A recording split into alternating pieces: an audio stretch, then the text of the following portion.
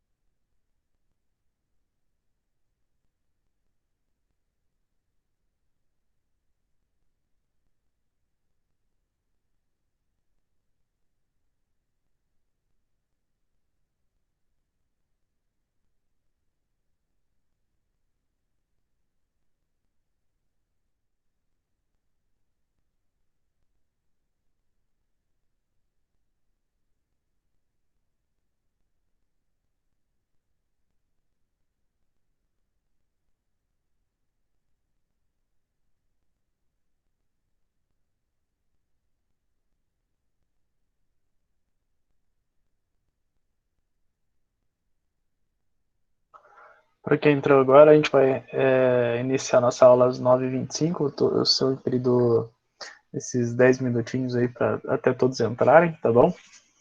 E a gente já inicia.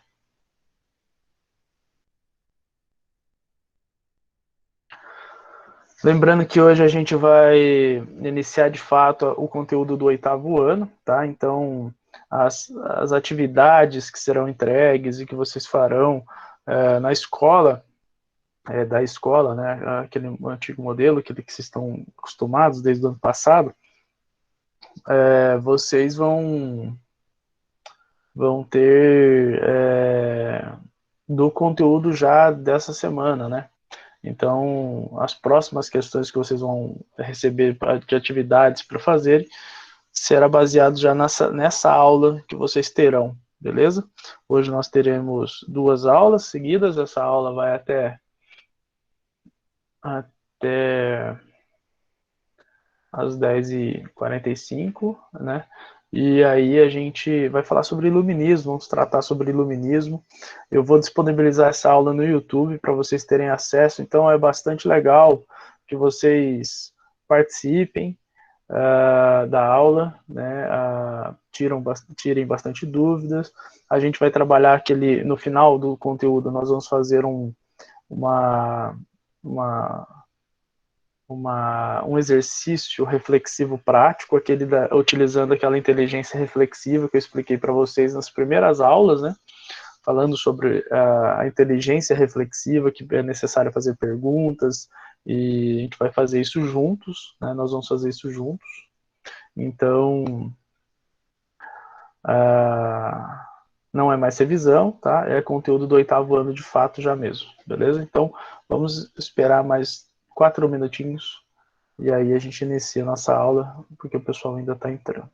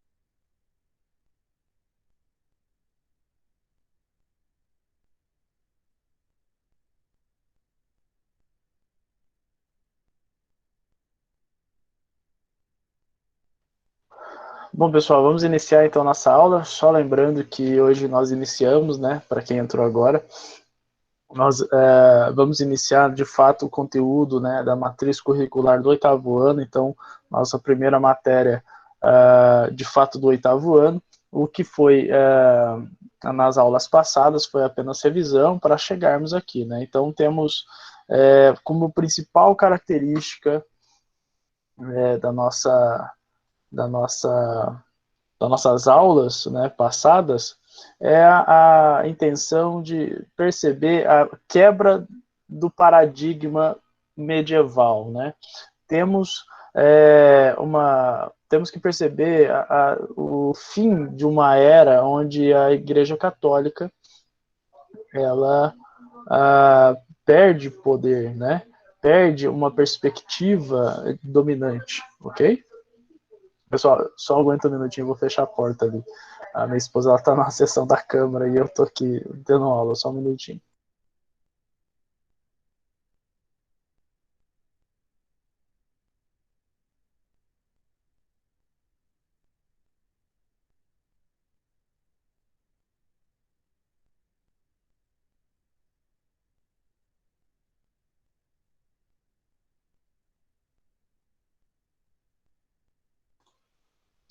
Bom, continuando então, pessoal.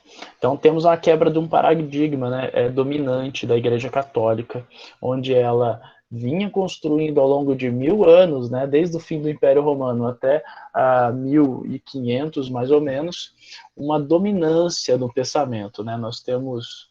Peraí que a Caroline tá entrando aqui. Bom, então veja só. Nós temos uma dominância, né, um monopólio.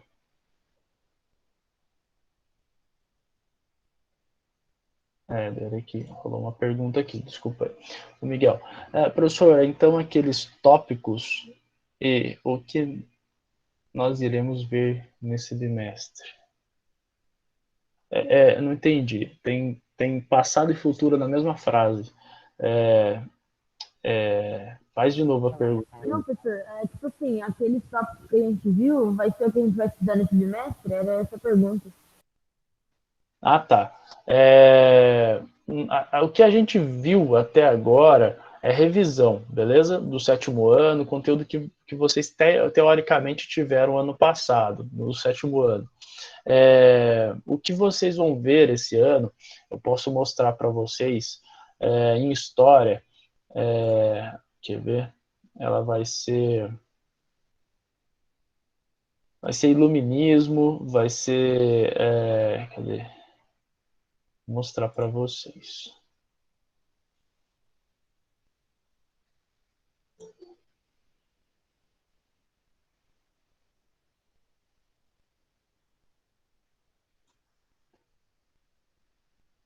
Bom, vocês vão começar a ver agora uma tela. E aí, então, ó, percebam, vocês vão estudar aqui, ó, revoluções inglesas e princípios liberais, né? Então, deixa eu ver aqui antes. Ó, a questão do iluminismo e da ilustração, esse daqui que a gente está mostrando para vocês, tá? Então, hoje a nossa aula vai ser sobre isso. Isso vai levar essa semana e a semana que vem para a gente ver direitinho, bonitinho, tá bom? Então, a gente vai estudar o iluminismo. Depois a gente vai estudar as revoluções inglesas e os princípios do liberalismo, beleza? Que é um conjunto da mesma coisa, né? E depois a gente vai estudar a Revolução Industrial, os impactos da produção, a gente vai estudar isso daí também, e depois Revolução Francesa, tá bom? Então isso daqui vai ser praticamente o primeiro e segundo bimestre inteiro, tá bom? Só estudando o iluminismo, as revoluções, Revolução Industrial e Revolução Francesa. Então é isso que a gente vai ver do conteúdo do 8º ano, é isso. Bom, como eu estava dizendo, pessoal, o mais importante de vocês entenderem aqui é que existe uma mudança no pensamento. Então, antes, a verdade morava junto da Igreja Católica. A verdade era ditada pela Igreja Católica. Nós temos uma vontade do clero, né, sobre o rei, sobre os países, sobre os camponeses, sobre como temos que fazer as coisas. Agora não mais. Agora nós vamos ter aquelas outras religiões também influenciando. Nós vamos ter também pensadores iluministas, né? Que a gente vai ver agora os iluministas. E esses caras, eles têm uma crítica muito grande ao poder autoritário, né? Eles têm uma crítica muito grande ao clero que tenta dominar, que também faz parte desse poder autoritário, que tenta mandar, que tem muita propriedade, que é muito rico, e o resto da população, né, se mantém na pobreza, trabalhando loucamente, enquanto que o clero e a nobreza mantêm-se no poder absoluto, né? Então eles vão fazer várias e várias críticas, vão criar várias e várias teorias, teorias que fundamentam, galera, o que a nossa sociedade é hoje. Então, se tem uma aula, isso eu dou aula no cursinho, tá bom? Lá no Colégio Gabarito, lá para vocês terem uma noção. No cursinho, as pessoas vão iniciar um ano no cursinho para prestar prova de vestibular, assim, Enem, USP, Unicamp, a Universidade Federal de BH, grandes universidades, grandes vestibulares que eles vão tentar entrar, e eu falo para eles o seguinte: se tem aula importante para vocês aprenderem, e vocês têm que aprender, é iluminismo. Por quê? Porque os pensadores iluministas vão criar a base da sociedade que nós temos hoje. Então, por exemplo, se eu pegar o texto da Constituição e colocar aqui para vocês verem ela, vocês vão ver iluminismo. Vocês vão ver iluminismo. Por exemplo, artigo 5º, todo homem é livre. Quem pensou isso? Foi um rei? Não, foi um iluminista. Foi um pensador iluminista. Né? Direito à liberdade, né? Foi John Locke, um grande pensador. Né? Por que a gente questiona? Por que a gente questiona e por que é permitido fazer greve, fazer manifestação? Porque John Locke um dia escreveu, né, que é legítimo o seu cidadão questionar o seu Estado, o seu governo. Tá?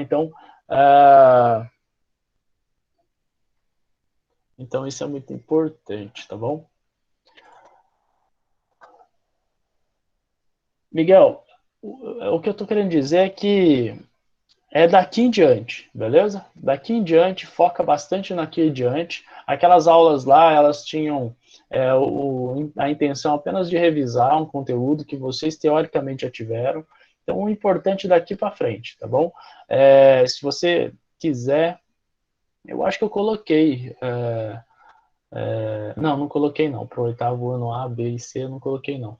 Mas eu coloco lá para vocês a reforma protestante, sim. Mas não se preocupe, tá? Se preocupe de agora em diante, beleza? Bom, falando em agora em diante, pessoal. Uh, uh, falando em agora em diante, vamos então para a nossa aula de iluminismo, beleza?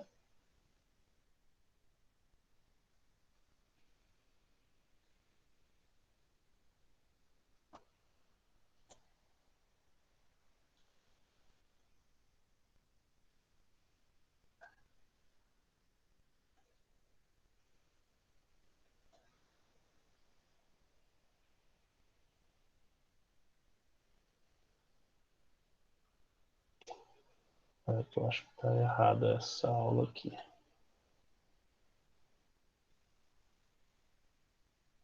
É outra.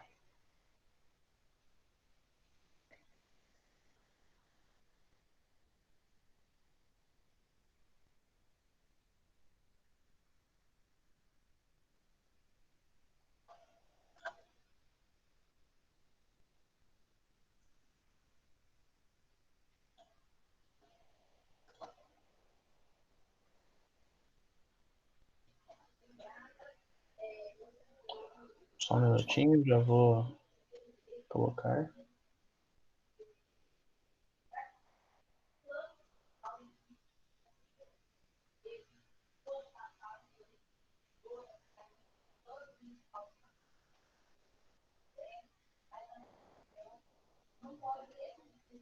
Ai, cadê essa?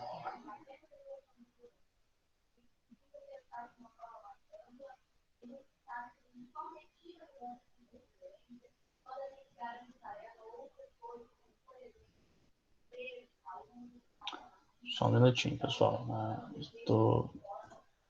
Tava com ela aqui agora. A menina sumiu.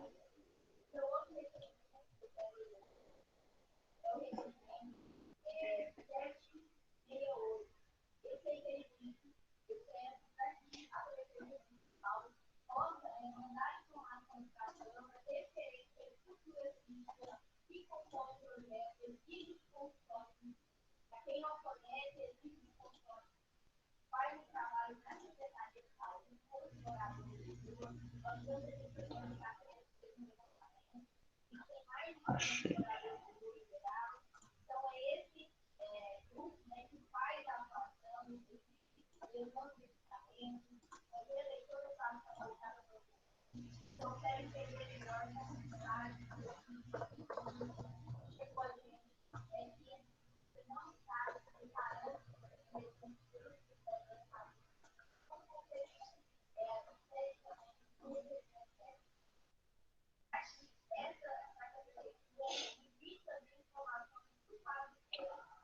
Um minutinho, já vou iniciar. Eu tô carregando ela aqui, ela vem de um outro programa e aí ela precisa carregar.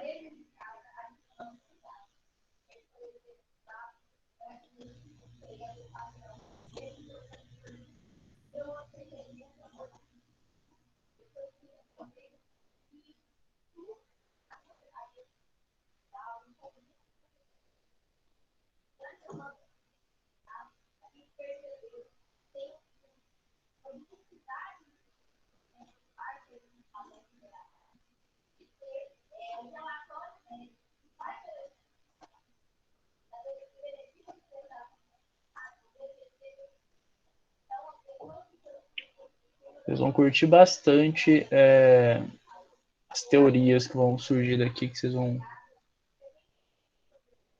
ficar de cara.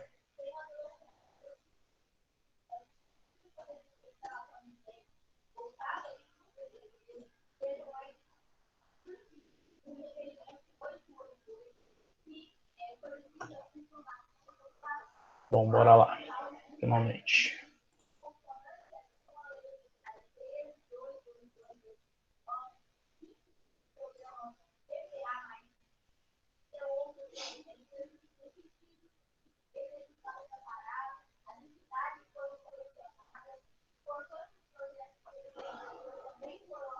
Bom, pessoal, a minha internet, ela deu alguns problemas ontem, tá? Então, se vocês notarem algum tipo de falha na voz ou no congelamento da imagem, vocês me dizem, tá bom? Porque ontem, nossa, foi difícil dar aula. A internet estava horrível. Bom, galera, como vocês podem ver aqui, ó, iluminismo. Tá legal, dá para ler, né? Tá dando para conseguir ler, né? Direitinho. Beleza, Júlia, obrigado. Bom, galera, ó, o iluminismo, ele se concentra ali no começo do século XVII e vai até o século XVIII, ou seja, 1601, já estamos falando do iluminismo. E o que é essa palavra iluminismo? Por que essa palavra ela aparece para nós? Veja só, o iluminismo se refere à ideia de luz, beleza? Iluminação. E aí, o que essa palavra tem a ver com esse movimento? É que o iluminismo acredita que pessoas inteligentes são pessoas iluminadas, tá bom? Pessoas iluminadas da razão. Veja que não é mais o pensamento de Santo Agostinho, da ideia da teoria da iluminação, onde Deus ilumina a cabeça das pessoas e a razão delas e a inteligência delas, mas sim elas são iluminadas por uma inteligência, beleza? Pela razão. Então veja só, no período iluminista, a gente não vai ter pessoas ateias, não, pessoas que totalmente são descrentes da religião. Para eles, religião é uma coisa, tá? filosofia, ciência, é outra, tá bom? Estamos falando de coisas diferentes, né? Eles acreditam aqui que o envolvimento da religião não condiz com o pensamento racional. E da onde veio isso daí? Vocês lembram daquele teórico do absolutismo, Nicolau Maquiavel, onde a gente discutiu, Nicolau Maquiavel, ele rompe a ideia de que um governo, um príncipe, né, deve se utilizar sempre da religião como um parâmetro moral, né? Ele fala que tem que ser uma separação. A religião é uma ferramenta na mão do príncipe, né? E aqui é a mesma coisa.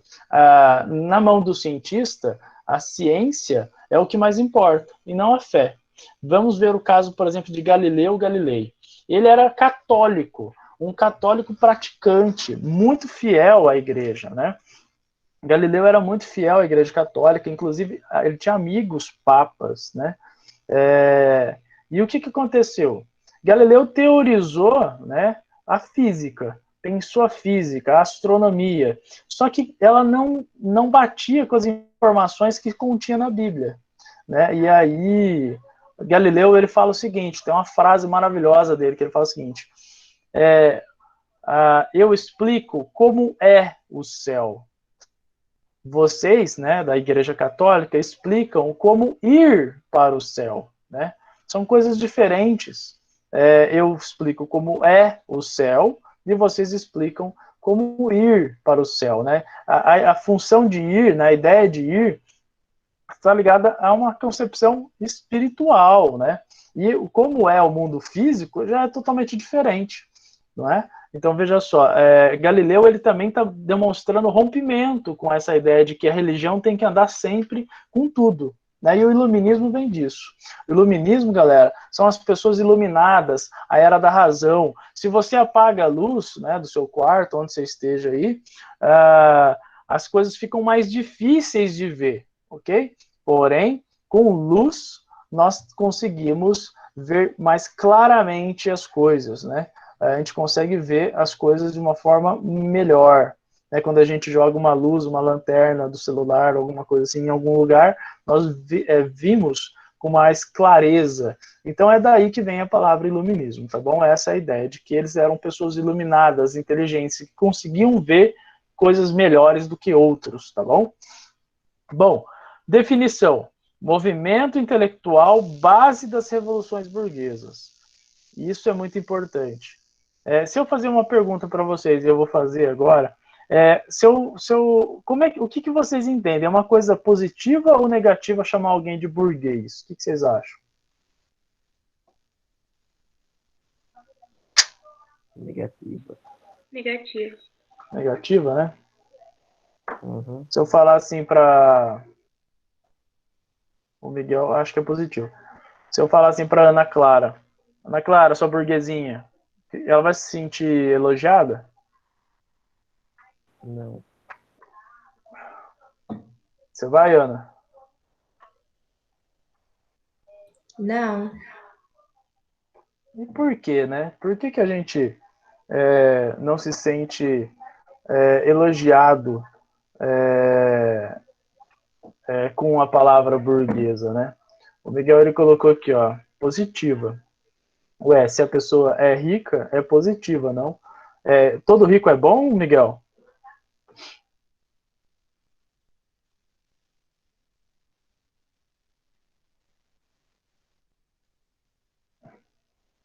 É isso que a gente está falando. Você está generalizando. Se a pessoa é rica, é coisa boa. É que você está pensando, Miguel, como se burguês tivesse dinheiro, né? Mas a ideia de burguesia não é apenas a pessoa que tem dinheiro. Não é uma concepção, é uma ideia, é um comportamento, é uma forma de pensar, né? E aí nós temos algumas questões. Ao longo da história, a burguesia, ela, no começo, né, da história da burguesia, ela surgiu como uma classe social lá na Idade Média de ascensão, né? Onde tenha grandes burgueses com bastante dinheiro, tal. Só que eles eram um grupo ainda colocado como qualquer outro, né? Servos, camponeses. eles eram um grupo que pagavam impostos, né? Então temos o nobre, temos o clero, que não pagavam imposto, mas burguesia, servo, operários, né, que moravam nas cidades, eles pagavam impostos, eles colocavam eles tudo do mesmo jeito. E os burgueses, né, os grandes burgueses, não queriam essa colocação, né? Então financiaram experiências, ciência, livros, formas novas de pensar. Então a burguesia que inventou, por exemplo, uma nova forma de viver, né? Eles inventaram uma nova forma de viver baseado na sua classe social, e não parecido com o nobre, não parecido com o clero, mas assim com o que eles pensavam, né? Do jeito que eles pensavam. Então eles começaram a exigir mais direitos que só tinha quem era nobre ou era do clero, da igreja. E eles começaram a exigir. Então, que exigências são essas? Mais liberdade, tratamento justo, né? Nobre era diferente, o tratamento de um nobre era diferente de um burguês na época, né? O nobre era nobre, então um burguês que se dane, vai ser tratado de forma diferente. Então nós temos essa situação. Então a burguesia, junto com o operário, junto com o camponês, eles vão começar a exigir da sociedade, né, vigente na época, França absolutista, Inglaterra absolutista, direitos que concedessem a eles novas formas de pensar. Por exemplo, liberdade. A liberdade, pessoal, vocês acham que ela existe há quanto tempo, hein? Tipo, na sociedade francesa do século XII. Vocês acham que a liberdade era o quê? Fazer o que quiser? O que vocês acham que era? As pessoas tinham liberdade, assim, como a gente pensa hoje? O que vocês acham?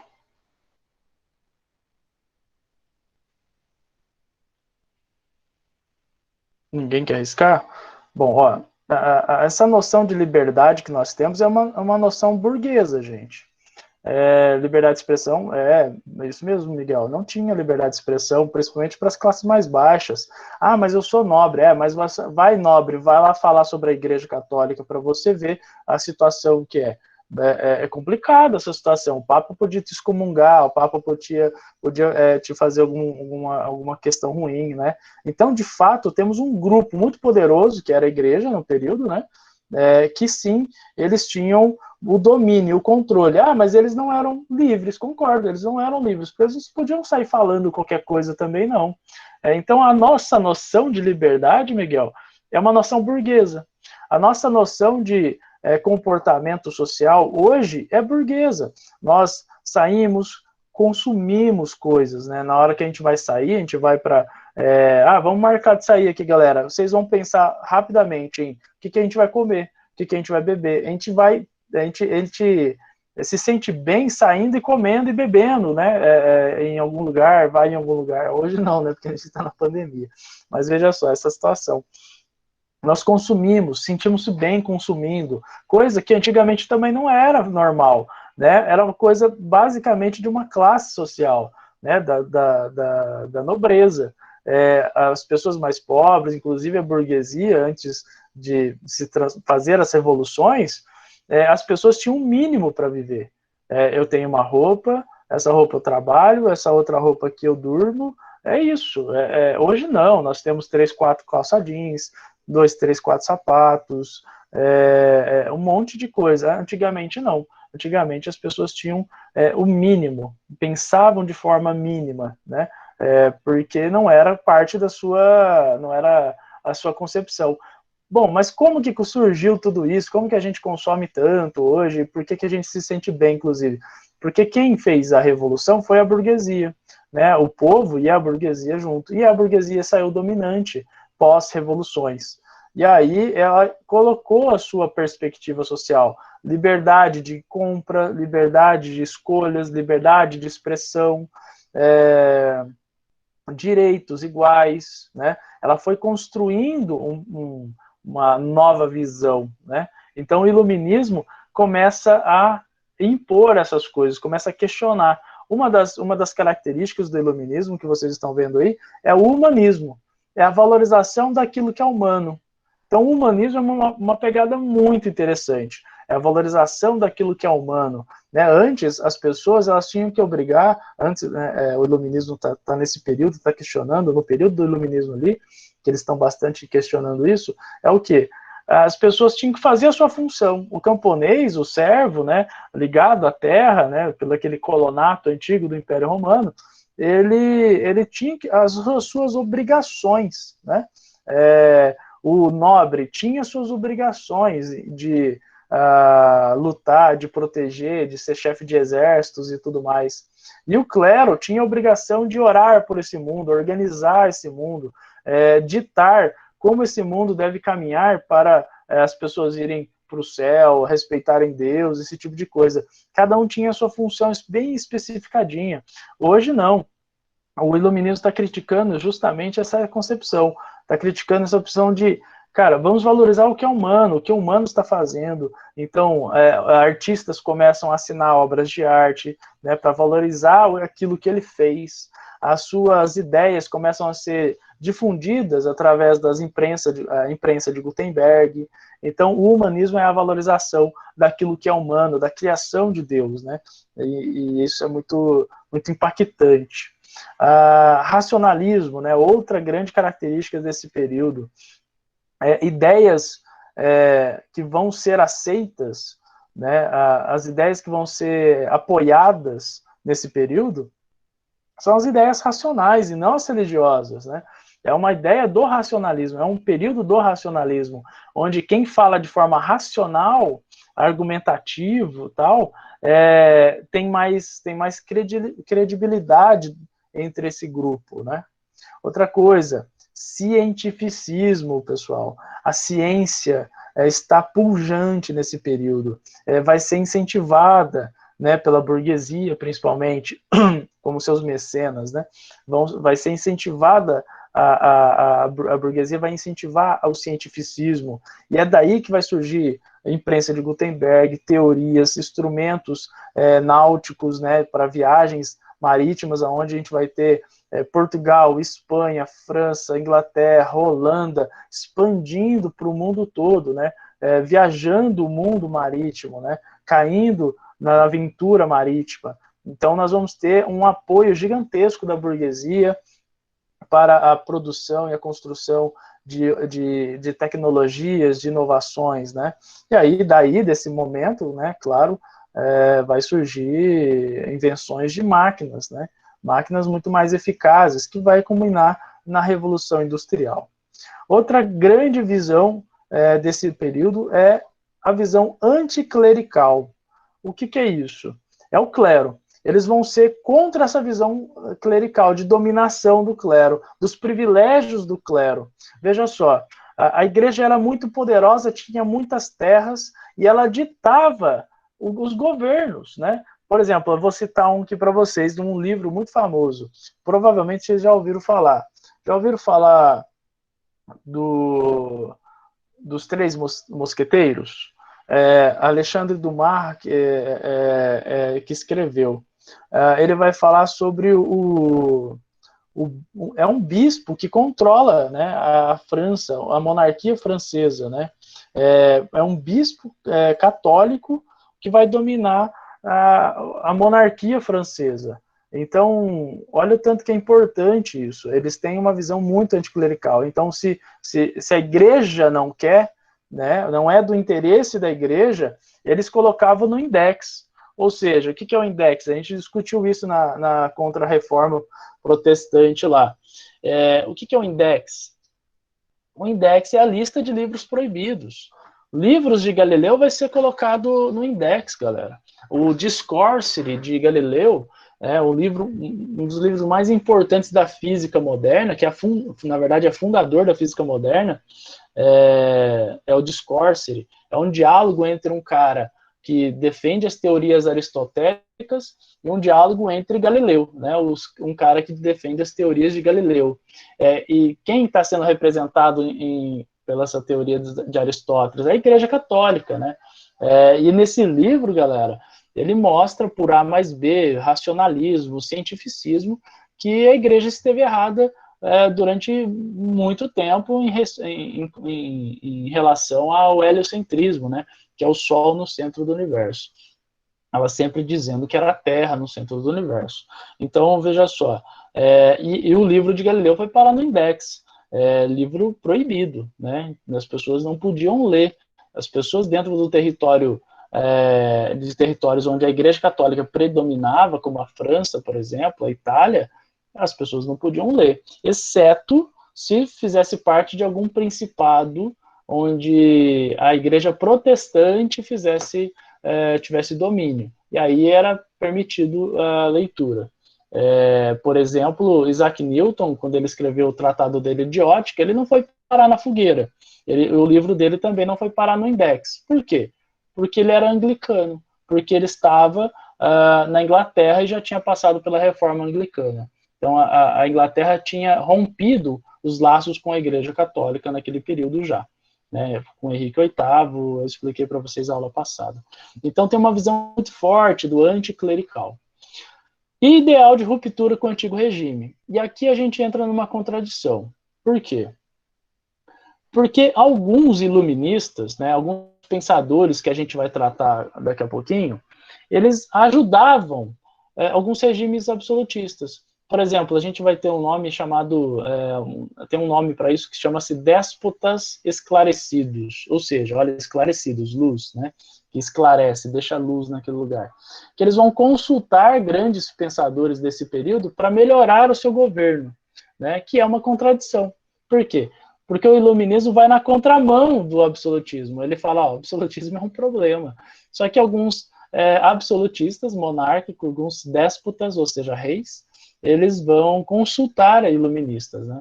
E tem uma imagem muito poderosa, né? Muito poderosa mesmo, onde um dos maiores iluministas, talvez o maior deles, o Voltaire, ele está sentado na sua mesa e um rei está de pé na frente dele. Essa imagem é muito poderosa, por quê? Porque, teoricamente, quem deve respeito fica de pé, e quem recebe esse respeito fica sentado.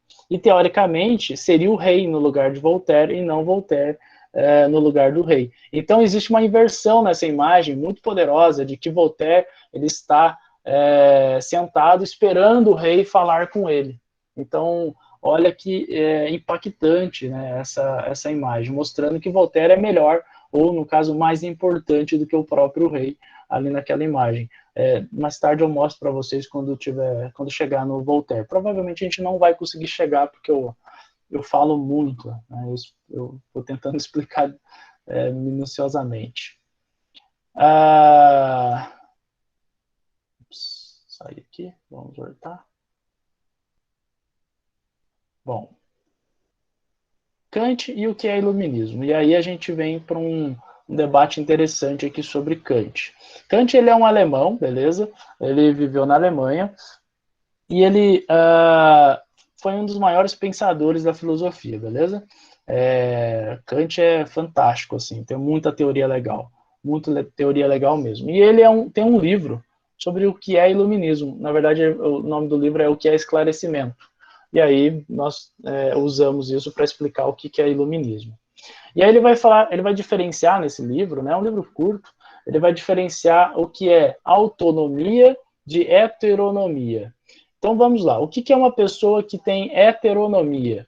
Pessoa que obedece a alguém que diz melhor ou mais potente. Ou seja, uma pessoa que diz assim, não, eu obedeço o rei, né, eu obedeço a igreja. É uma pessoa heteronomia, que tem heteronomia, ou seja, ela é obediente, ela não pensa por si próprio, na verdade, ela obedece o que os outros mandam, né? E ela não é uma pessoa autônoma. Uma pessoa autônoma, com autonomia, é uma pessoa que pensa por si próprio, de forma racional, tá bom? Então, bastante importante essa diferenciação. E aí, Kant está fazendo essa grande crítica. As pessoas do período dele, e a gente pode trazer para o nosso tempo agora, quantas pessoas, pessoal, e aí é uma pergunta aberta para vocês, quantas pessoas Quantas pessoas pensam por si mesmas e quantas pessoas sempre só obedecem às outras? Vocês conhecem, vocês podem me dizer se é bastante gente que pensa por si ou bastante gente que pensa, assim, obedece os outros? O que vocês acham? 50% de cada. Nossa, você é bem em cima do muro, hein, parceiro? Você acha que 50% do povo brasileiro pensa por si mesmo? Ou não. Tá sendo otimista pra caramba. Talvez não, talvez sim. Eu não tenho certeza disso, eu só dei um número. Pensa sobre as pessoas em sua volta, assim. Pensa nas pessoas que você conhece. E o que você concluiria? Pode ser mais autônomas ou mais pessoas que obedecem os outros? O que você acha? Mais autônomos, pensam por si próprios. Entendi, bacana. Em minha volta também, mais pessoas autônomas pensando. Só que a gente consegue ver, de um panorama mais geral, que uma fake news faz um estrago no nosso país, né? Você concorda comigo?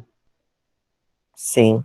Uma notícia qualquer, assim, falsificada, adulterada, uma imagem, uma mensagem no WhatsApp que a tia recebe e manda, né, para toda a família, no grupo da família, faz um alvoroço, cara, faz um alvoroço. E aí a gente confunde a crítica que essas pessoas, a conversa que essas pessoas estão tendo, assim, como autonomia. Mas não. A maior parte das pessoas acreditam em imagens adulteradas no Photoshop, cara, e não buscam a Verdadeira fonte. fonte. Exato, não buscam se aquilo é de fato, né? É bastante complicado, né? Tem alguém falando? Falta de interesse. Falta de interesse, é isso mesmo. Temos esse problema, né? As redes sociais hoje difundem muita ideia e as pessoas acatam elas, né? É bastante complicado isso daí. E é por isso que eu coloco bastante gente, né? Praticamente a maioria do nosso país, assim, nessa função de heteronomia. Parece que eles estão sob sobre o controle próprio, em autonomia, pensando por si mesmo, mas não. Eles são massa de manobra. Pessoas que têm as respostas prontas de quem já fez aquilo. Tipo, Exato. eles não questionam. Ninguém vai questionar, tipo, 2 mais 2 é igual a 4. Ninguém vai questionar. Por que é assim? Por que é aquilo? Você só vai aceitar a resposta pronta, você não vai Exato, Fred. É bem aquela questão do pensamento automático, né? As pessoas absorvem, tomam para si aquela fala de alguém, né? E fica só replicando. Eu já fui pessoa assim, né? Obviamente que eu já fui. Talvez ainda seja um pouco, replique um pouco do que os outros ainda falam, eu acato sem pensar muito, sem questionar muito. Mas muito menos do que antes. Por exemplo, eu tenho um tio que eu admiro demais ele, admiro demais, uma pessoa maravilhosa. E eu, cara, adotava tudo que ele falava como verdade. Tudo, sim. Claro que muita coisa era verdade, mas depois que eu fui me tornando um pouco mais assim, crítico, né? Cético ou também inteligente, eu fui percebendo que algumas coisas que ele falava assim não fazia sentido, cara. E eu comecei a tomar cuidado com aquelas pessoas, principalmente com aquelas que a gente admira, porque a gente admira a pessoa, então a gente acha que a pessoa, cara, tá coberta de razão, né? Então é bastante complicado. Pensar de forma autônoma é muito cansativo também. Você não concorda, Fred? Questionar toda hora tudo, né? É muito cansativo. Você fica parecendo uma criança de 5 anos. É chato, mas também é importante. Porque você tem que saber daquilo. Você não pode só. É isso, bora, agora eu sei, vamos lá. Exato. Entendeu? E cansa muito, nossa senhora. Ser essa pessoa, né, igual você falou, essa criança aí, que fica o quê? Mas por quê? Não. Porque Bem... muito chato. E é um saco mesmo. Bom, galera, e o que ele vai dizer aqui, ó? No tempo em que viveu, preferiam atender os mandos da igreja, do rei, do exército, do Estado, é mais cômodo do que aceitar do que pensar. É isso que Kant está trabalhando e pensando e criticando nesse período aí que ele está vivendo. As pessoas sempre ficavam por conta de obedecer. E olha o que ele vai dizer. É tão cômodo ser menor, olha isso, cara, é tão cômodo ser menor. Se eu tiver um livro que tem entendimento por mim, um diretor espiritual que tem em minha consciência moral, um médico que por mim decide a dieta, então não preciso de eu mesmo próprio me esforçar. Não é esforçoso pensar, quando posso simplesmente pagar. Nossa, a crítica muito atual mesmo, cara. Por quê? Porque esse cara tá falando assim, as pessoas preferem a comodidade do que o esforço próprio, individual, né? Isso é uma crítica muito grande para aquele período, porque a igreja, veja só, a maior parte da população nesse período do século XVII é analfabeta, cara. E para elas tudo bem. Elas preferiam ir na igreja, escutar o que o padre estava dizendo, ou o que o bispo estava dizendo, ou o que o pastor estava dizendo, e acatar aquilo, porque lembra aquele negócio que eu falei, porque existe essa ideia de admiração por aquela pessoa, né? Um padre é uma pessoa espiritual, um pastor é uma questão espiritual, e as pessoas simplesmente aceitavam.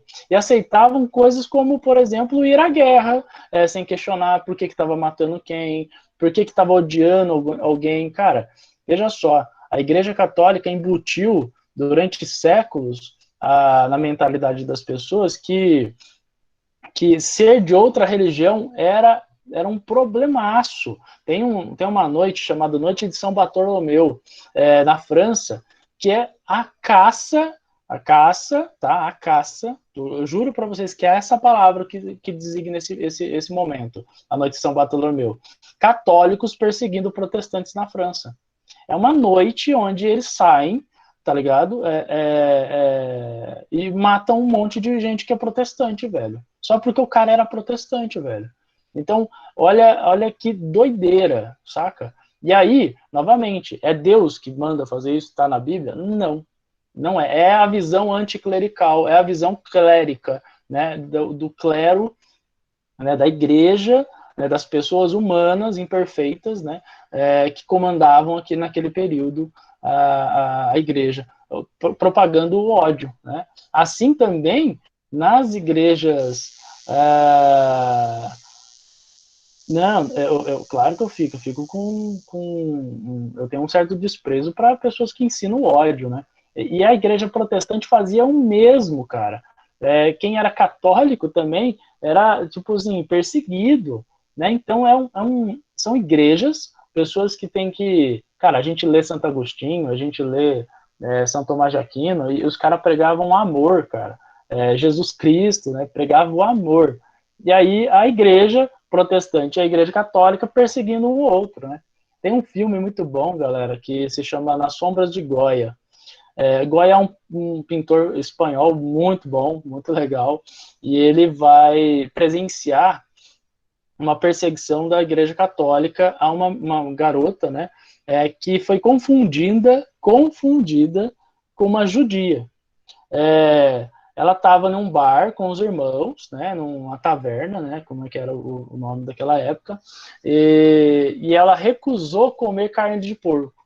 E lá dentro dessa taverna estavam os inquisitores, ou seja, pessoas infiltradas para ver se existiam pessoas de outras religiões, como judia ou protestante, na Espanha, isso, né? E a Espanha era muito rigoroso com a questão religiosa.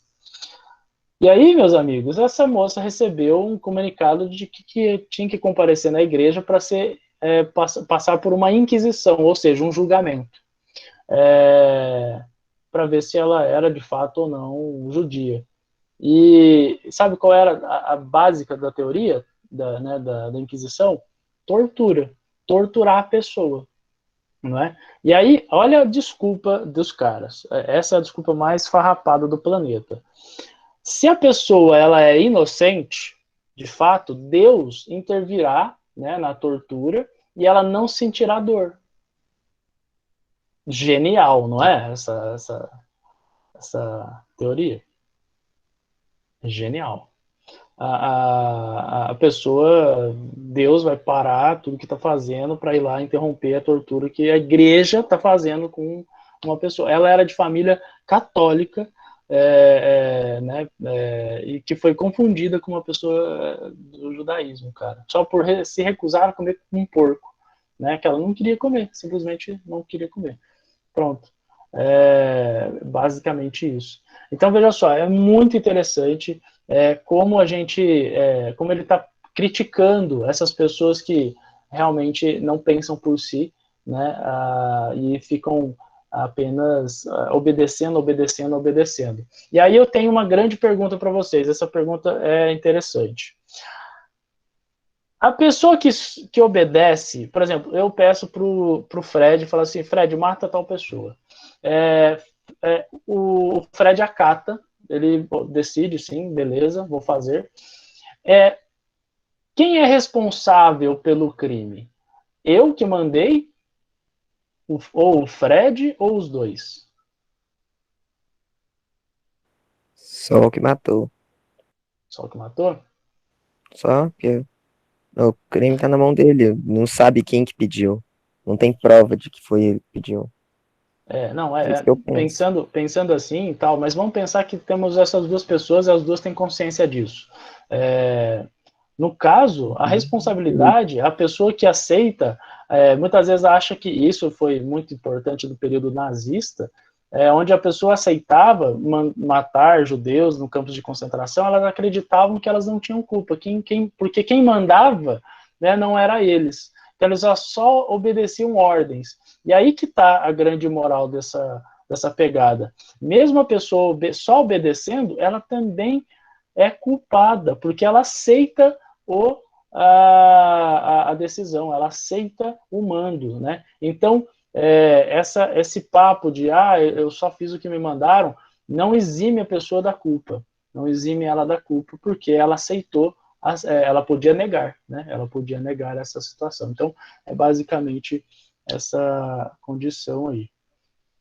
Os dois teriam, no caso, responsabilidade. Pessoal, vamos então ao nosso John Locke. Esse cara aqui é fera, galera. Nossa aula vai até 10h45, dá para falar 10h45. bem dele, tranquilo. Ó, John Locke viveu ali no século XVII, né, século XVIII, 1632 e 1704. Ele é inglês, tá? Ele, o Thomas Hobbes, são dois inglês muito, muito importantes. Bom, ele vai escrever um livro, claro que ele escreve vários, mas o principal é o Ensaio acerca do Entendimento Humano, tá bom? Que nessa obra ele vai falar sobre várias coisas, mas principalmente sobre essa teoria do empirismo. O que quer dizer empirismo? É experiência, é a tradução básica de empirismo. A inteligência, o conhecimento humano, ela vem do empirismo, né, para John Locke. Para John Locke, é o empirismo que determina a experiência e o conhecimento humano. Ele tem uma teoria que chama tábula rasa. O que seria isso? Imagina vocês que o nosso cérebro seja uma tábula rasa. E tábula, eu digo, um pedaço de madeira mesmo, uma tábua rasa, beleza? Onde cada conhecimento que adquirimos há um risco, né, nessa tábula rasa. E aí permanecerá para a gente essa experiência e esse conhecimento. Então vamos fazer um exemplo aqui. Quando eu era pequeno, tinha uma panela no fogão com água quente, beleza? E eu fui lá, via o fogo, e eu fui lá e coloquei a mão na panela, beleza? E aí minha mãe gritou, Rê, faz dodói, isso dói. E aí eu já tinha colocado, já tinha me queimado. Então o que aconteceu no meu cérebro, segundo o pensamento de John Locke? Houve uma marca na minha tábula rasa de que fogo machuca, beleza? Então foi a primeira experiência e entendimento que eu tive sobre fogo. O fogo machuca. O fogo, no caso, minha mãe diz, faz dodói. Bom, continuando. Ao longo e o passar do tempo, eu fui tendo novas marcas a respeito do fogo. Por exemplo, o fogo não só faz dodói, O fogo também esquenta a água, o fogo esquenta o leite, o fogo é energia, produz calor, o fogo ilumina, né? Você acende velas quando acaba a energia da sua casa, isqueiro, alguma coisa assim, no show, né? Fica no show, assim, legal. Então, veja só, existe uma concepção muito maior agora, né, de conhecimentos a respeito do calor do fogo, né, no meu cérebro, na minha inteligência. E isso vem através da experiência. E a experiência, basicamente, é as informações que a gente recebe através dos nossos sentidos. Quando eu toquei o fogo, pelo tato, eu me queimei, beleza? Então, experiência sensitiva. Vi, né, ouvi, né, o borbulhar da água fervendo, o paladar de uma água quente, né, então você sente. Então, você, através dos seus sentidos, você adquire conhecimento. Então, para John Locke, você é o que é por conta das suas experiências. Sem experiência, as pessoas elas não adquirem conhecimento. Beleza? E faz muito sentido, e é daí que vem a frase que vocês já ouviram muitas vezes falar, que é tipo assim, essa pessoa só aprende quando acontecer com ela. Já ouviram isso daí?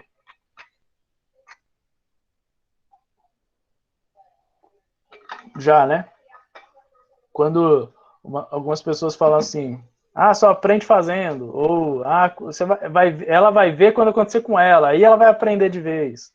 Entende isso? Já ouviram muitas vezes essa frase. Vem de John Locke. John Locke acredita que o conhecimento ele é a fonte do conhecimento é a experiência adquirida. Faz muito sentido. Por quê? Vocês já comeram lagosta? Quem já comeu lagosta aqui? Eu já. Quem falou? Quem falou? Desculpa. Ana Júlia. Ana Júlia.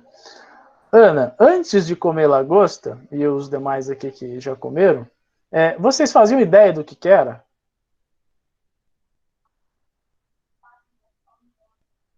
O gosto, o paladar.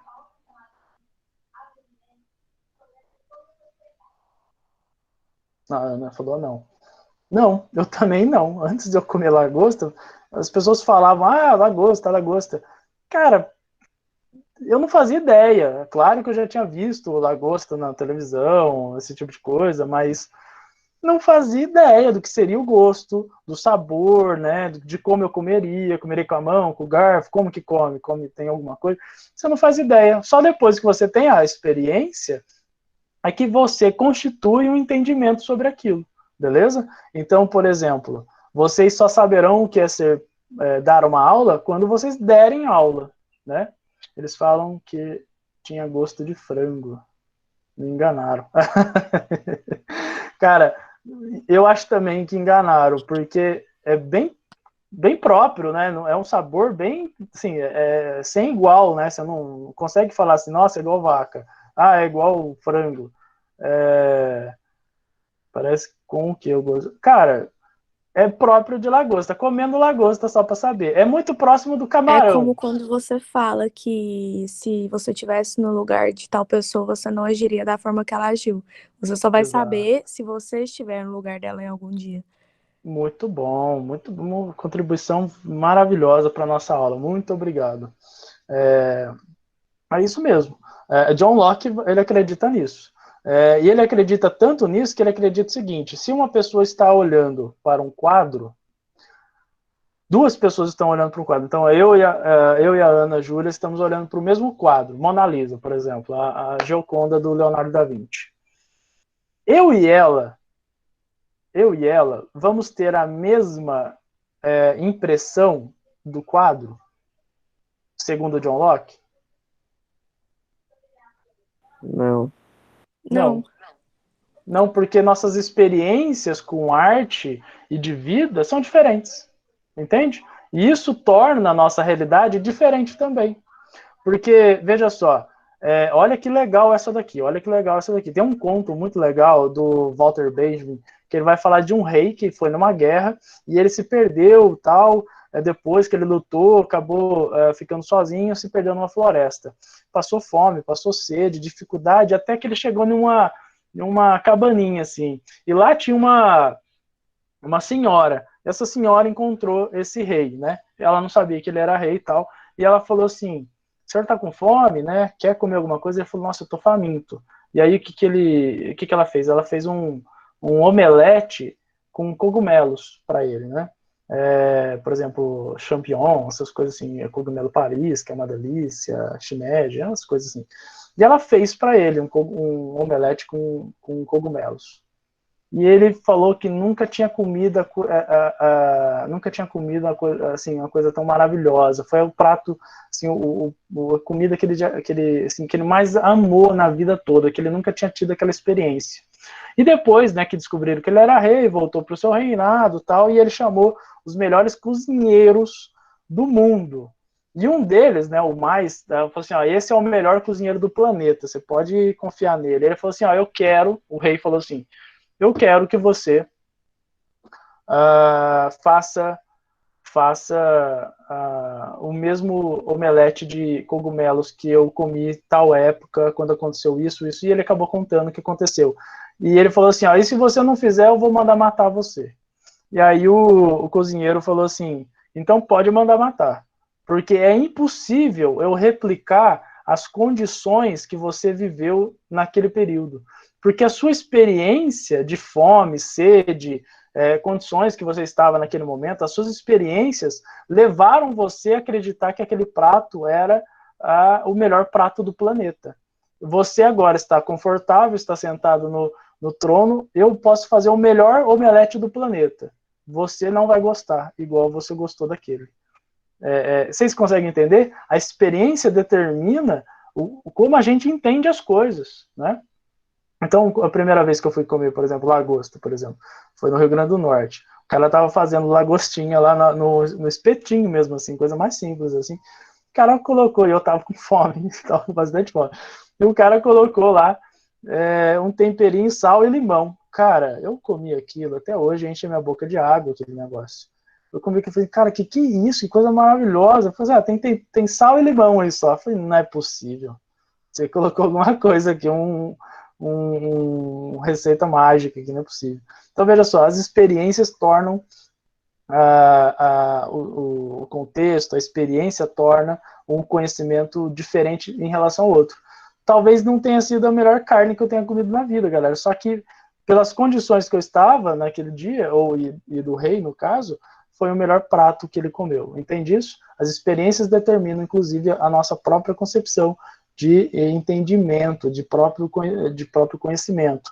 Então, quando perguntam para algumas pessoas qual é o prato favorito seu, tal, elas têm memórias afetivas com uma lasanha que a mãe fez, ou um dia que ela estava morrendo de fome e fez uma comida e comprou e tal, e amou. Então, é basicamente isso, beleza? Bom, falamos então sobre a teoria do empirismo do John Locke, que é muito legal e faz com que a gente entenda um pouco mais sobre como é que funciona nosso cérebro, nossas coisas. Agora vamos ao justnaturalismo, que é a grande crítica iluminista dele. Ele vai falar o seguinte, o que é o justnaturalismo? Jus é de leis, tá? E naturalismo, naturais. Então, leis naturais, beleza? E ele vai falar o seguinte, existem direitos naturais. As pessoas têm direitos naturais, ou seja, que nascem com elas, que são inatas. O que a palavra inata quer dizer? Quer dizer que, por mais que eu não queira, está em mim. Então, por exemplo, o direito à vida, que ele vai colocar lá. O direito à vida é um direito inato, é um direito natural. Por quê? Porque nenhuma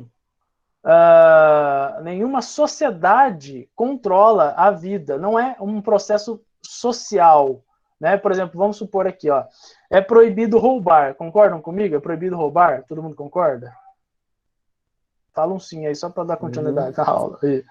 O Fred falou assim, proibido roubar. Essa lei é uma lei natural ou é social, Fred? Fala para mim. Social. Social, maravilhoso. É isso. Exato. É a sociedade em conjunto que criou ela. Agora, a vida foi dada pela sociedade? Não. A vida é um direito natural, concebido por uma relação natural, não é? A relação entre pai e mãe, né, que vai gerar uma criança, é uma relação natural, não é uma relação social, né, é uma coisa que a sociedade que inventou ter filhos, não. Antes, muito antes da sociedade existir, de qualquer sociedade existir, pessoas nasceram, né? Aquela velha pergunta, quem veio antes, o ovo ou a galinha? Obviamente que foi o ovo. Olha lá. E ele vai falar o seguinte, é dever do Estado conservar, porque já que ele não deu, e é inato de todo mundo, ou seja, é um direito natural, o Estado, quando ele diz... Gi, na verdade, vou disponibilizar a aula, tá, querida? A aula no YouTube, tá bom?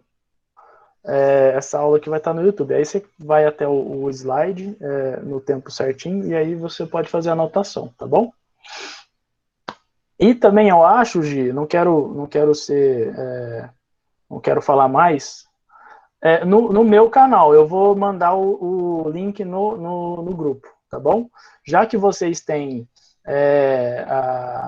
vocês não têm, né? Vocês não têm o Google Class, né? Só o pessoal da tarde. Se vocês quiserem, é porque eu não sei se todo mundo tem conta do Gmail, porque precisa ter uma conta do Gmail. Bom, eu vou fazer um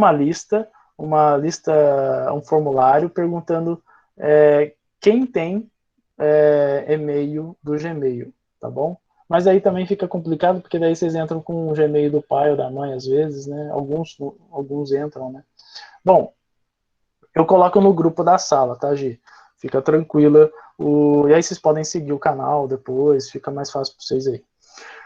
Eu criei hoje esse canal, porque essas aulas são próprias do 8º ano, eu achei bacana vocês terem acesso a essas aulas, né? Acontece isso no ensino remoto em outras escolas, então eu achei bacana vocês também terem. Fala o nome do canal, por favor. Paulo, eu não sei o nome do canal, parceiro. Não tem um nome. Chama Renato Florencio Pavanelli Ortega. Eu acho que é isso o nome do canal. Mas eu vou mandar o link, aí vocês clicam lá e depois vocês seguem o canal do jeito que vocês acharem melhor. Mas toda aula eu vou colocar o link. Mas dando continuidade, então. Dever do Estado de conservar a vida, porque não é dado por ele, né? É uma coisa natural, então ele tem que conservar isso. Outra coisa, liberdade. Olha a palavra liberdade surgindo aí, galera. Para John Locke, isso é muito importante, porque liberdade também não foi dado pela sociedade, ou pelo rei, ou pela igreja. A liberdade é inata, e se for pensar em Deus, né? Quer discutir questão de Deus aqui, religião? Beleza, Paulão. Porque eu tenho 3. Eu tenho 1, 2... Tem 3 canais, tá? Toma cuidado aí. Porque tem um monte de... O canal que eu tô colocando, eu vou colocar as aulas para vocês, só tem um vídeo, tá? Porque tem outro que é do gabarito, tem outro que é do estado. Deixa eu ver isso daí que você tá colocando aí. Vamos ver. Ah, tá. Esse mesmo, valeu. Certinho, Paulão. Bom, continuando. O do gabarito tem um monte de aula, mas um monte mesmo de aula. Porque foi tudo do ano passado, retrasado, aula interdisciplinar, bem legal. E a do Estado já tem mais aulas também, porque as aulas do Estado já também estão fazendo isso. Bom, mas continuando então, meus amigos. A liberdade. A liberdade foi dada, se for pensar em termos religiosos, Deus concede o livre-arbítrio, né? Então não foi dado por um rei, foi dado por Deus. E se a gente tirar essa ideia de religião do jogo, a liberdade é uma questão natural. Antes mesmo da gente se entender em sociedade, nós já somos livres, né? Então ela vem antes. Outra coisa que John Locke vai colocar, galera, que é muito interessante, é a noção de propriedade. A noção de propriedade também é um fator importante para John Locke. Todos têm direito à propriedade. É um dever do Estado oportunizar a cada um a ter uma propriedade. Por quê? Por quê? O período que ele está vivendo, quem tem propriedade? Me responde aí, por favor. Quem tem propriedade nesse período que ele está vivendo?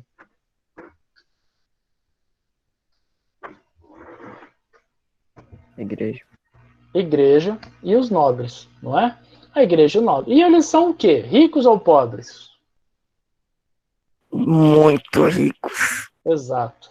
Então, o que John Locke está pensando? Ele está pensando na desigualdade social. Ele diz o seguinte, de certo modo, ele está pensando o seguinte, a propriedade garante o mínimo para uma pessoa viver. Ele garante o mínimo para uma pessoa viver, ter vida, liberdade. É o sustento daquela pessoa, a propriedade. Ou a casa dessa pessoa, é a sua base, né? Uma pessoa, isso já falando nos termos atuais, uma pessoa que uma criança, vamos pensar numa criança que não tem o mínimo, né, uma casa para morar e que fica sendo despejada constantemente de várias e várias casas alugadas, essa pessoa ela não cria alicerce, ela não cria autoconfiança, ela é uma pessoa que acaba se desenvolvendo em insegurança, né? Ela se sente menor perante os outros. Então, para John Locke, a concepção de propriedade faz muito sentido porque diminuiria a desigualdade social, que desigualdade social é um problema para ele. Viver em uma sociedade desigual, onde temos reis e temos membros do clero, e eles se tornam melhores do que os outros porque têm propriedades, esse é um problema. Né? Então ele pensa o seguinte, a propriedade é um dever do Estado, defender inclusive ela, tá? Proteger a propriedade e garantir que as outras pessoas também tenham oportunidade de ter. Né?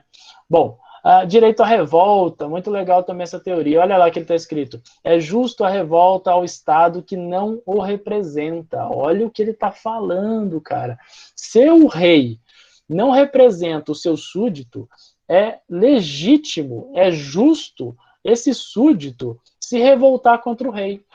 Essa frase, galera, eu juro para você, não é mentira, eu posso garantir para vocês, essa frase está escrito num texto de Pike. O Pike foi um dos incentivadores, né, da Revolução Americana, tá? Da independência dos Estados Unidos, onde ele coloca, é legítimo se revoltar contra o rei, ou o reinado, ou alguma coisa assim, que não os representa, num livro chamado, num texto chamado Bom Senso. Bom Senso é o nome do texto que foi difundido nos Estados Unidos, quando ele era colônia, e esse texto estava incentivando a independência, a Revolução Americana, a revolta contra a Inglaterra.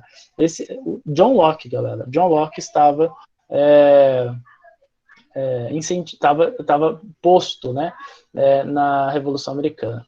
Pessoal, só a critério de informação, o aluno Luiz Felipe está tentando entrar, nossa aula está quase acabando, não faz nem sentido ele entrar mais agora, e como sempre eu digo, eu espero um momento para todo mundo entrar, dou uma tolerância mais, né, mas final de aula é impossível isso acontecer, inclusive está interrompendo a nossa aula, então eu estou negando a entrada dele, tá bom? Porque já foi explicado o motivo, né? Bom, galera, e esses direitos, né, vida, propriedade, liberdade, direito à revolta, são universais, ou seja, é para todos, homem, mulher, criança, rei, súdito, servo, camponês, para todos. E inalienáveis. O que essa palavra quer dizer? Ou seja, não dá para tirar deles isso, não dá para tirar a vida dessa pessoa, não dá para tirar a liberdade dessa pessoa, não dá para tirar a propriedade dessa pessoa e o direito de revolta dela. São direitos inalienáveis. O Estado não tem controle sobre isso, não pode ter controle sobre isso, não pode ter controle sobre a liberdade das pessoas. Um Estado que tem controle sobre a liberdade das pessoas é um Estado autoritário, é um Estado ditador, né? Basicamente o que vários estados fazem na Europa nesse período aí, né? Bom, eu vou passar mais um slide para mostrar para vocês que John Locke ele é mega atual, mas mega atual mesmo. Por quê? Olha a Constituição de 1988, a Constituição que rege o nosso país. Artigo 5º. Todos todos são iguais perante a lei, sem distinção de qualquer natureza, garantindo-se aos brasileiros e aos estrangeiros residentes no país a inviolabilidade do direito à vida, liberdade e igualdade. Gente, olha isso. A segurança e a propriedade nos seguintes termos. E aí tem vários parágrafos aí esse artigo. O artigo 5º é praticamente escrito por John Locke. Tá bom? Onde é inviolável, o Estado não pode violar a liberdade, a vida, a liberdade e a igualdade. Ah, professor, mas temos um problema, porque estamos vivendo em pandemia e tem um toque de recolher, que impede que as pessoas andem livremente por aí à sua vontade. E aí temos uma questão jurídica. Qual é a questão jurídica? Nenhum direito fundamental é maior do que o outro. Veja só, isso está na Constituição, nenhum direito fundamental, vida, liberdade, igualdade, propriedade, é maior do que o outro, segurança, né? É maior do que o outro.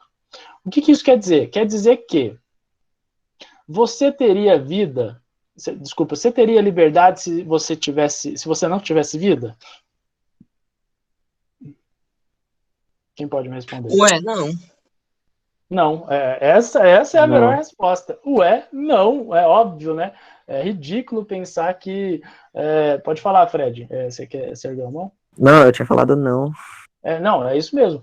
Não, obviamente não, porque, cara, tem que estar vivo para ter liberdade. Então, veja só, com a lei de segurança, com a lei de restrição, né, por conta da onda roxa e tudo mais, a garantia é direito à vida. E a vida, o direito à vida, o direito à liberdade não é maior do que o direito à vida, porque é necessário ter vida para ter liberdade. Então, essa concepção jurídica é de que um direito não pode passar em cima do outro, já que o direito à vida é a base para tudo, né? O direito à vida é a base para tudo. Então, em casos de exceção, como o que a gente está vivendo, o direito da vida prevalece sobre os outros, né? Isso é muito... É claro que faz sentido, né? Porque imagina, não, tudo bem, tá tendo uma pandemia, tudo bem você ficar andando a hora que você quiser e visitar a hora que você quiser, não usar máscara, não seguir as restrições, tranquilo. Não, você está prejudicando a vida do outro. E aí tem uma frase do John Locke também que tem assim, ó, assim como a liberdade, a sua liberdade vai até da onde o outro começa. Então, veja só, se você andar para qualquer lugar, andar sem a máscara, que é a regra e tudo mais, tudo bonitinho, você está ferindo a liberdade de outras pessoas ao não quererem ter o vírus, alguma coisa. Então, esse é basicamente o que mantém. Vou fazer outra análise aqui antes de acabar a aula. Professor, eu tenho direito à liberdade. O direito à liberdade é o direito de ir e vir, né? Maravilhoso. Por que tem... Se eu for pegar o carro e sair, for para São Paulo, o pedágio pode me parar, se eu não tiver dinheiro, e impedir que eu passe? Pergunta. Pergunta é muito boa. Aí eu já não sei. É dificinho, né? Fácil não. Sei lá, galera, acho que não. Acho que ele ia ficar parado ali até a polícia chegar, antes, para evitar que ele passe e vá de qualquer forma, para falar para ele dar meia volta e ir embora, voltar para a cidade. Isso que eu penso. O pedágio, juridicamente, ele não pode te impedir de passar. Interessante isso, né? Ah, professor, mas sabia não. Ele cobra, né, para você passar. Tranquilo. Já aconteceu isso comigo, pessoalmente. Eu estava indo dar aula em Igarapava e eu esqueci completamente do dinheiro do pedágio. Hoje até pode passar no cartão, é bem melhor. Porque eu tinha no cartão, na época não passava ainda. O que acontece quando você tá querendo ir para um lugar e o pedágio te impede? Na verdade, ele não pode te impedir, ele emite um boleto para você pagar no mesmo dia depois, entende? Porque legalmente o pedágio não pode te impedir de ir e vir. É um é uma concessão do Estado, mas ele não pode ultrapassar esse direito fundamental, que é a liberdade da pessoa de ir e vir. Então, ele pode te cobrar. Não precisa ser naquela hora, mas tem que te cobrar, entende? Ele tem esse direito de cobrar, mas você pode ir e vir tranquilamente, mas tem que pagar depois. Foi o caso que eu no valor do pedágio, que era o quê? R$4, né? Acho que era R$4, 3 alguma coisa, R$4, baratinho. Cara, eu não tinha R$3 na carteira, pra vocês terem uma noção. Bom, galera, é isso que eu tinha que falar hoje. Nós só arranhamos, então, o iluminismo. Tem muito mais. Olha onde vocês estão aqui, ó.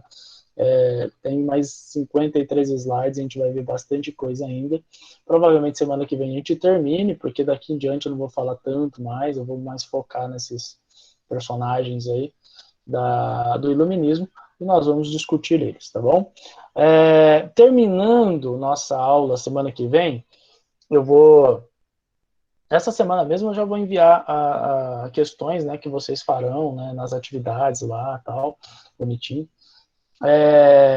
Mas a gente vai fazer esse exercício reflexivo, prático, né, que a gente vai pegar o caderno mesmo, de fato, e eu vou colocar algumas questões, e vamos fazer junto, né, vou dar um tempinho para ver se vocês conseguem encontrar a resposta, ou me ajudar a responder, e faremos, então, um jogo de perguntas e respostas, como um resumo da nossa aula, que é exercitando aí a nossa inteligência reflexiva. Beleza, pessoal? Em cima da hora, terminei certinho, 10h42. Alguma dúvida sobre tudo que a gente viu até agora, nesse momento? Não. Tranquilo? Bacana, então. Muito obrigado pela participação de quem conversou comigo, Fred, Ana Júlia, eu esqueci o nome do outro, Esqueci, peraí. O Paulão, a Gi, O Clebão, que não comeu camarão. Você comeu? Ah, não, ele comeu. Então alguém aqui falou que não comeu camarão, que tadinho, fiquei com dó. O Arthur, valeu. Cadê? Aqui, o Miguel. Valeu, Miguel, pela sua participação. Estão perguntando se é para pôr o nome no chat.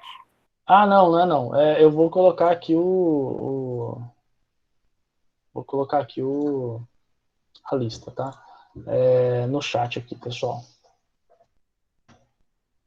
No formulário aqui vocês vão ter colocar o nome completo e a turma, como sempre, tá bom?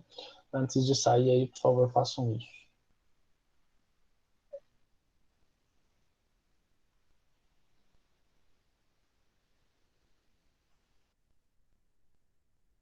Para quem assinou, fique à vontade, é só assinar mesmo e fique à vontade para sair. Grande abraço. Falou, Paulão. Falou. Falou, Fredão. Um abraço. Valeu. Tchau, professor. Tchau, G. Até mais. Professor, o que adianta sair sem máscara, sendo que dentro de casa você fica sem máscara? É porque na sua casa, teoricamente, você vai ter contato com todo mundo por outra forma, né? Além de respirar, né? Tchau, professor. Tchau, querida. Até mais. Tchau, professor. Então o pessoal da sua casa mesmo já vai acostumar. Tchau, Maria. Até mais. Tchau, professor. Tchau. Eu vou interromper a gravação aqui para não ficar muito grande, tá? A nossa aula. Quer dizer, já vai estar muito grande, não tá bom.